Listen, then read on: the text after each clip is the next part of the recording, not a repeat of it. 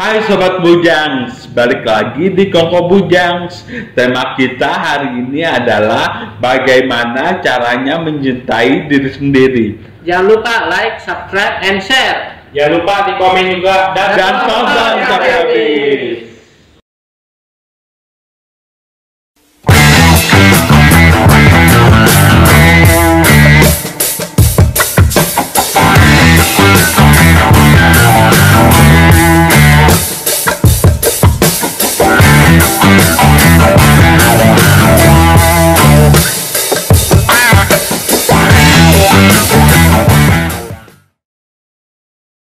Tadi kan kita udah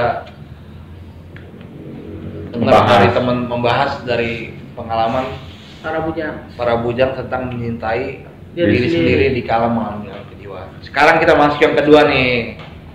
Gimana lu berdamai dengan penyakit lu itu? Nah, Bujang Mehong duluan ya. Dari Bujang Mehong dulu nih, berdamainya maksudnya gimana lu bisa Pertama kali kena serangan schizofrenia tuh pulang dari rumah sakit. Kan aku dirawat sebulan tuh di rumah sakit jiwa. Jadi kayak denial gitu.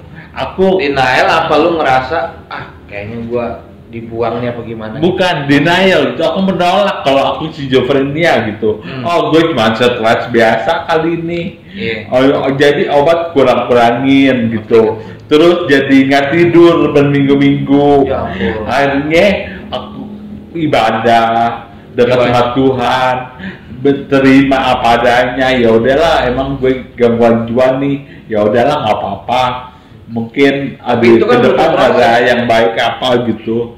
Jadi berdamai dengan penyakit, baru tidurnya lancar lagi gitu. Dan dari situ udah mulai happy lagi. Jadi cara lu berdoa. Iya, kalau berdoa gitu sama Tuhan gitu. Oh ya udahlah, aku schizofrenia gangguan jiwa nih, nggak apa-apa. Aku pikir lah stres biasa kan. Jadi ya udah, berdamai dan memaklumi keadaan. Memaklumi keadaan itu penting gitu. Berdamai dengan penyakit itu penting. Kalau denial, dia gimana mau pulih? Obat dia kalah-kalin kayak orang-orang ODGJ di luar sana gitu, ada beberapa obat dia kalah-kalin. Iya, gimana mau pulih gitu. Setuju. Gimana nih kalau Bujang Aki? Berdamai ya, menerima keadaan yang kita alami sekarang gitu. Ada peristiwa apa itu waktu itu sampai akhirnya lu akhirnya bisa oh ya udah gitu. Diagnosa aku gonta-ganti mulu nih. Kan dari ansietas ke skizofrenia gitu. 2019 gue udah ngomong. Gue udah 2018 gue nulis status wah skizofrenia paranoid gue kambuh lagi. Padahal gue nyari di Google doang itu self diagnosis. Katanya beneran itu 20 skizofrenia paranoid. Begitu dokter. Mungkin tuh kata bangka postingan lo. Sekarang kan udah terjadi kayak gitu ya, mau nggak mau kita harus rutin kan minum obat. Kita rutin minum obat, jangan bolong-bolong. Kayak gue dulu, gue nggak minum obat gue itulah karena gue nggak nerima diri gue sendiri gitu. Intinya kan kalau sudah kita melakukan pengobatan ya kita rutin minum obat aja sih, intinya begitu, dan menerima diri sendiri bahwa ya kita memang begini keadaannya gitu. Nggak bisa nyalain siapa-siapa ya. Iya, gitu aja sih. Gimana kalau yang Pak? Kalau gua, lu menerima diri lu. Jadi ya itu tadi yang gua bilang. Yang pertama, jadi ada 2 tahap tuh. Yang pertama, gua bilang, gua introspeksi ke diri lah gitu, mawas diri gitu. Jadi gua ini ke inner. Jadi gua berpikir gini. Seandainya gua nggak schizofrenia, apa yang akan gua dapetin nih gitu. Dan apa yang akan terjadi gitu. Nah, gue berpikir mungkin memang lebih baik Tuhan memberikan gue itu penyakit schizofrenia daripada penyakit yang lain. Kayak misalkan kalau banyak kan yang pakai narkoba terus kena HIV apa kayak gitu-gitu macam-macam gitu, terus ada lagi yang lain-lain gitu kan, gue pasti akan berpikir lebih serem lagi gitu. Gue mungkin nggak akan sanggup untuk menjalaninya gitu. Gue berpikir ke situ. Yang kedua, kayak gue dulu selalu berontak terhadap Tuhan gitu. tapi gue kerja jadi ojek online udah pernah, sesuai keinginan gue ya, gue pengen kerja apa jadi ojek online gitu. Gue dapet, gue buka warung dibukain sama orang tua gue gitu. Terakhir gue tes CPNS, padahal gue yakin udah nggak lulus tuh, ternyata lulus juga gitu. Dalam hati gue, oh ternyata dengan gue schizophrenia, Tuhan tuh malah memberikan gue jalan tahap demi tahap gitu. Iya, ada pepatah juga, jalan Tuhan bukan jalan kita. Iya, padahal gue maunya yang lain gitu loh, tapi Tuhan arahinnya ke sini gitu loh. Pasti jalan Tuhan lebih baik. Iya. Juga lah ya. Walaupun berliku-liku. Nah itu ya, kayak teman-teman di sini kan pada bilang nih, kalau orang jalannya lurus nih, kalau kita tuh jalannya itu ibaratnya kalau orang zigzag. Bukan zigzag lagi, jadi udah muter-muter begitu, jadi kita nggak tahu gitu. Kalau orang kan udah tahu nih dari titik A ke B gitu kan. Kalau kita nggak tahu titiknya kemana, ntar tahunya di mana gitu. Itu yang gue bilang. Iya, aku juga bujang mehong ya. Aku juga nggak tahu bisa nyasar ke sini gitu. Ketemu bujang-bujang yang baik-baik, kasih tepas gitu. Aku disayang, mau mereka semua diprioritasin. Beli kopi, aku diprioritasin yang pertama gitu. Aku senang gitu. Aku nggak kebayang kalau misalkan dulu, ambil aku nggak bayang kalau aku nggak schizophrenia gitu, bisa jadinya apa aku lebih gitu. buruk bisa ya, lebih buruk bisa gitu. Benar ya itulah. Nah saya itu kalau menurut gua sih ya karena memang orang-orang pintar, orang cerdas bilang lawan diri kita tuh sebenarnya bukan orang lain, sebenarnya diri kita sendiri ya, emang iya. Jadi kita gimana ya kalau hidup ya, misalkan kayak misalnya lakukan sesuatu jangan males gitu. Terus pokoknya kalau misalnya nyari kerja ya cari pekerjaan yang lu bisa gitu. Peristiwa apa nih dalam waktu lu ganggu juga, ada peristiwa apa sampai lu bisa berdamai? Nah sebelum itu gua berdamainya sebabnya kenapa ya? Gua merenung sih, jadi merenung gua apa yang merenungin? Gua renungin, oh dari penyakit ini ternyata gua ambil hikmahnya aja deh. Ternyata gua kena schizophrenia, gua nggak tahu kedepannya kayak gimana, pokoknya gua hadapin aja di depan gitu. Jadi gua udah kena ya udah, jangan percaya aja gitu. Percaya aja. Toh lawan, jadi gua bilang lawan diri sendiri ya, diri kita sendiri, nggak yang lain gitu. Iman lu kuatkan gitu ya. Iya, betul banget tuh. Aduh. Ya jadi kita schizophrenia nggak menyalahkan orang lain gitu. Ya udahlah, itu udah kehendak Tuhan, udah jalannya mungkin yang terbaik buat kita emang ini gitu. Ya kita mau bilang apa gitu, happy aja. Tapi kayak Bujang Jule kan bilang gitu ya, masalah pekerjaan ya, kadang kayak gua nih gitu. Gua tadinya orangnya sampai keluarga gua bilang nih, si Bujang Kupal nih kerjanya tidur doang, bangun jam 12, kerja apa gitu, sampai gitu. Tapi ketika gue udah kerja, udah diterima CPNS, ya gue ikutin alur itu. Jadi ibaratnya kalau menurut gue, kadang kita harus dicemplungin dulu gitu. Benar. Kita harus dicemplungin dulu, ketika kita udah cemplung ke situ, baru kita bisa beradaptasi gitu. Maksud gue gitu. Iya benar.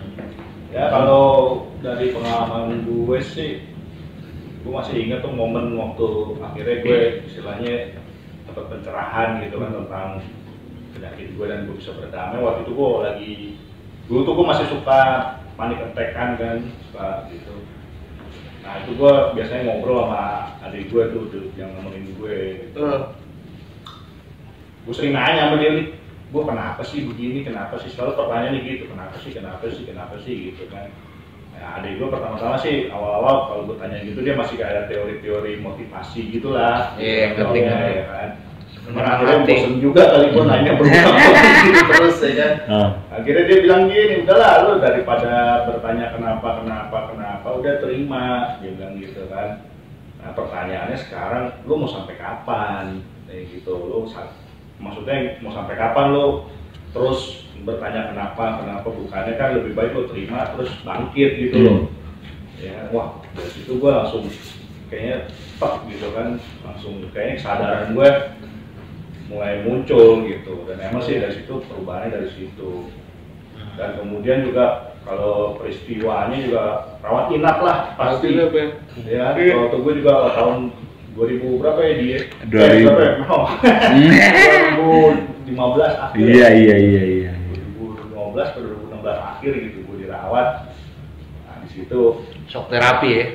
Satu begitu di dalam sono kan kita lihat kan. Iya, nggak sesuai sama yang kita dituduhin kan. Iya. Gua nggak begini nih, kenapa gua di sini gitu kan? Cepet keluar kan kita pasti kan, baru mulai kita sadar di situ ya kan. Terus ya, gue juga menemukan obat yang tepat juga. Setelah berganti-ganti obat berapa kali, akhirnya pas saat dirawat inap itu ditemukan obat yang cocok gitu kan. Obat yang cocok juga pengaruh sih supaya kondisi lu juga lebih baik. Dan dari situ gue juga ternyata waktu gue dirawat inap, gue baru tahu keluarga gue nggak punya duit sama sekali. Dan gue waktu itu belum ada BPJS, jadi belum pakai BPJS.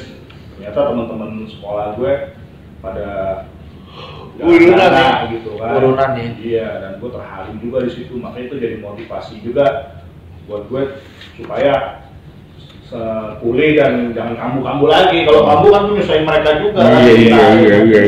Keluarga aku juga gitu. Ya begitu aja sampai sekarang. Ya makin baik. Ya seperti yang Bupal bilang, jalan gue juga sama. Seperti itu berlipu-lipu juga, ya kan. Tapi ya puji Tuhan, dukungan teman-teman di sini, sobat Bujang nih, terus juga Mas Bagus di sini yang selalu udah kayak kakak gue sendiri, karena gue anak paling besar, gue gak punya kakak. Ya kan? Kelatu bungsu di sini. Satu persatu tugas tanggung jawab diberikan mewakili KPSI, ya sampai akhirnya gue bersyukur bisa keluar negeri ke Manchester ya. KPSI mewakili teman-teman semua nih. Gitu. Waktu itu ada workshop penelitian jiwa di Manchester, Inggris. Bisa siaran radio, benar. Ya, pokoknya luar biasa lah. Ternyata bener, nggak pernah terbayangkan oleh gue bakal seperti ini. Gitu. Intinya gini, kita blessing in disguise lah. Iya. Iya, kita nggak terpuruk di dalam kamar ya. Kita nggak terpuruk dalam kamar ya. Dan gue percaya sih mukjizat itu ada lah. Gue percaya. Kalau buat orang percaya pasti mukjizat itu nyata lah. Itu kan teman-teman udah cerita gitu kan. Kalau gue lihat sih intinya jalan kita bukan jalan Tuhan. Benar. Biar kita jalannya muter-muter gitu semeraut, pasti jalan Tuhan ada kalau kita berjuang dan menjalani itu. Kalau menurut Bujang santuy gimana nih? Kalau menurut gue sih gangguan mental atau gangguan jiwa adalah penyakit yang mempengaruhi emosi, pola pikir dan perilaku penderitanya. Bener sih, gue waktu sebelum sakit tuh suka emosi, gampang marah gitu. Terus cara lu berdamai. Iya. Terus lama-lama ke pengobatan alternatif, kesana kesini. Habis itu baru ke rumah sakit. Pas di rumah sakit disuntik kan, sama dikasih obat racikan. Pertama sih gue baca juga skizo gitu. Gue juga nggak nerima gitu. Nggak nerima gue punya penyakit skizo gitu.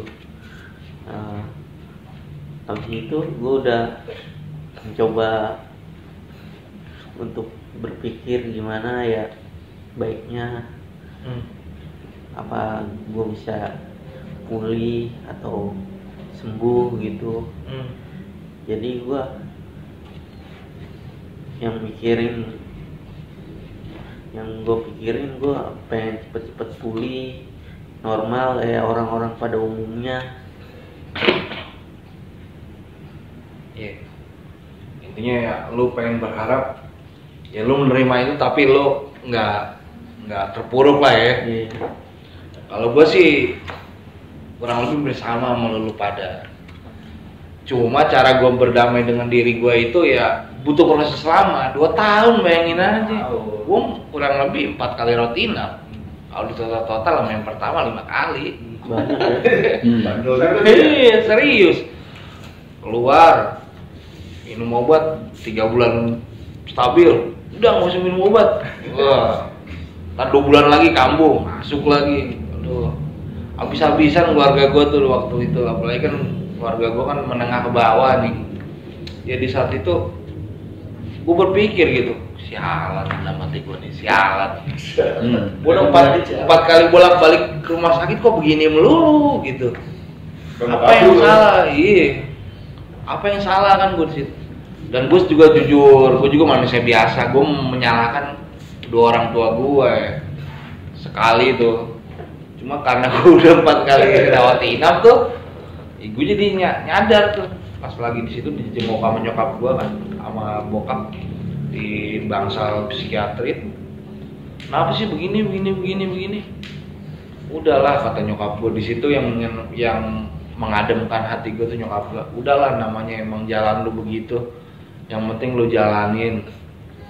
Kalau bukan jalan lu begitu, mungkin lu udah nggak di sini gitu kan. Bener juga sih dalam hati gue kan. Ya gue rada bandel juga dulu. Gini-gini gue bisa bandel gitu. Apa sih? Manusia polos berhati serigala. Jakul jarang pulang. Dulu gue begitu jarang pulang. Abang jarang pulang. Nyasar di sutet.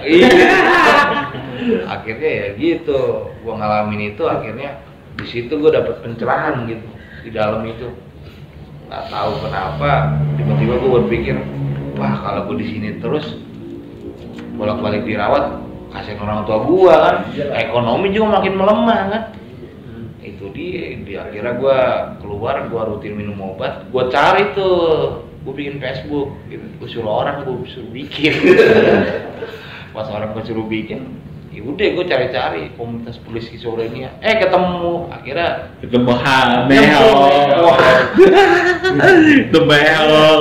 Gopal, ya ketemu lu pada gitu. Jadi ya kalau boleh cerita, pertama di Facebook gue nulis itu ya status pertama ya, dia nulis status, ayo kita kuat-kuatan siapa yang begadang. Gue bales kan, Bujang Ribu gue bales. Itu bukan kuat-kuatan namanya, itu penyakit lu kadang tidur begitu. Terus dia datang ke KPSI, gua pikir pengen ngajakin berantem. Katanya pengen tahu apa ya. Disitulah banyak apa lika-likunya gitu, benar sih, nggak ada yang mulus jalannya, pasti berliku-liku gitu. Iya, biarpun kita susah tidur, kita ada halusinasi, kita ada waham, gangguan gitu kan, tapi kita bisa bahagia lagi kok. Benar. Nikmatin aja lah. Nikmati aja, iya. Kalau saran gua, pengalaman itu guru terbaik. Iya. Nikmatin aja lah dan percaya. Iya, pasti itu.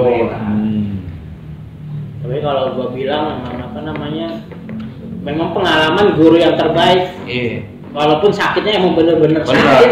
Tapi mesti kita yang ngalamin ya, kita yang ngalamin, bukan dari orang lain gitu. Ya, sebenarnya bentuk.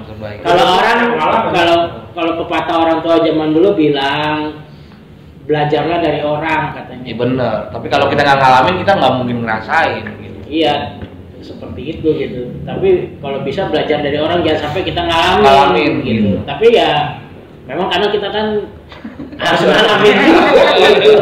Kalau obat di situ tuh.